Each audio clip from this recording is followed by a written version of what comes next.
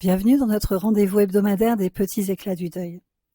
Dans IVG, il y a le mot « volontaire ». Mais ça ne veut pas dire que c'est facile, et ça n'empêche pas le chagrin. Victoire est venue me voir quelques semaines après une IVG. Elle venait de sortir d'une relation violente, un homme qui l'avait isolée, brisée, terrorisée. Et juste après la séparation, elle découvre qu'elle est enceinte. Elle rêve de donner la vie, mais elle sait qu'en gardant cet enfant, elle resterait liée à jamais à cet homme. Et elle a peur.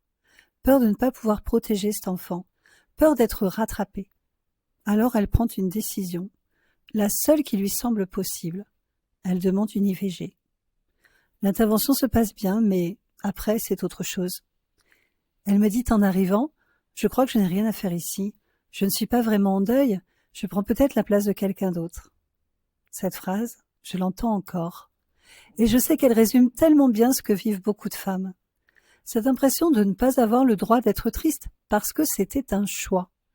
Alors je lui propose un espace, sans validation, sans justification, juste pour poser les mots, pour dire la peine, la colère, la culpabilité. Et puis si elle le souhaitait, poser des gestes, un prénom, une lettre, un rituel doux, discret, symbolique, pour donner une place dans son cœur à ce petit être en devenir. Je ne suis pas là pour juger les choix, je travaille avec les ressentis, avec les histoires qu'on me confie, et je sais que parfois choisir ne protège pas de la douleur. Apprendre à vivre avec cet événement, à reconnaître ce qu'il a remué, à accueillir ce que personne ne valide, c'est aussi ça le deuil. À bientôt pour continuer à parler vraiment du deuil. Merci de ton écoute.